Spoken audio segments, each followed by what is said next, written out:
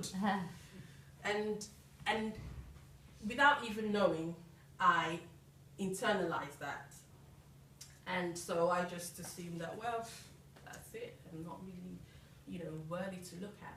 And that affected the relationships that I had, or going into relationships. When I go into relationships, I just think, oh yeah, I just wait for the day that he's going to break up with me anyway, because someone better looking is going to come along. And funny enough, even though I did go into radio and TV, it's funny because I went in, thinking, they have to have an ugly one anyway, don't they? So, yes, and I'll go in and people will see me and say, you look better in real life on TV, because I think then the lighting wasn't as good or as effective. So I just believed it, and because of that, I allowed people to treat me in a way that wasn't really good or wasn't too good. I accepted certain kind of, should I say, unsavory treatment, because, well, what else would you do with someone who's ugly?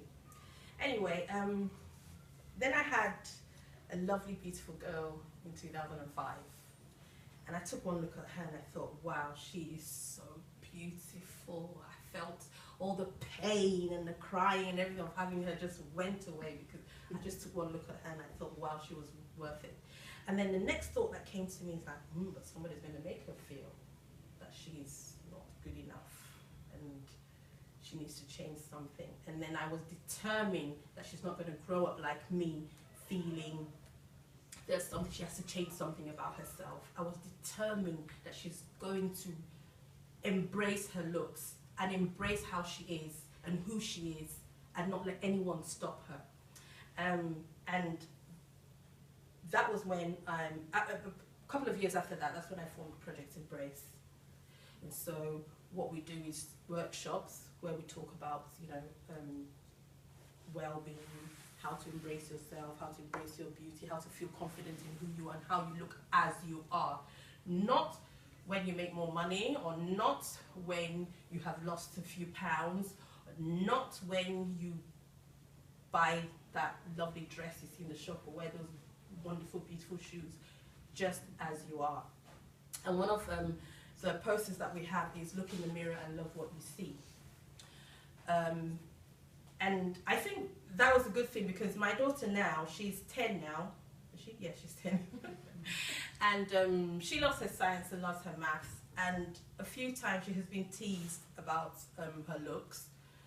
And what she has said to me has made me feel, wow, if I knew that when I was 10, I probably wouldn't have made some of the mistakes in relationships and even in business and work that I made growing up. And I just thought, I just want everyone else and every woman to feel empowered like that.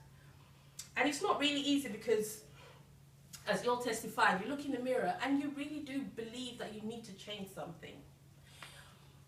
But if you, just imagine if you love how you are and how you look and everything about yourself, just imagine the confidence. You might all be confident, I'm sure you're all confident women now, but just imagine how confident you will feel. Just walk into a room and you feel that confidence. Like if you say, for example, anyone that we perceive as beautiful, you know how when they walk into a room, you know how they walk with their heads up high. If they have to go for a job interview or to meet someone, they're not going to cower and think, oh my God. They go with confidence. And some of us think of that as arrogance. Some of us actually feel jealous about it.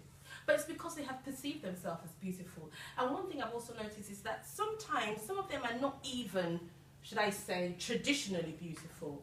I remember long ago, in those days when I used to go club, and I could dance, and I didn't have problems with my ankle. There's this lady, she walked in, she was, she must have been probably about a size 20 or so, dress size. But she came in with so much confidence. Everybody turned to look at her. She was smiling, she was shaking her, and people were just flocking to her, but men and women. And I thought, wow, I wish I could have that. It just had nothing to do with how she looked. I don't know, then I was thinking to myself, where did she get that kind of confidence from? She's not slim, I said to myself though.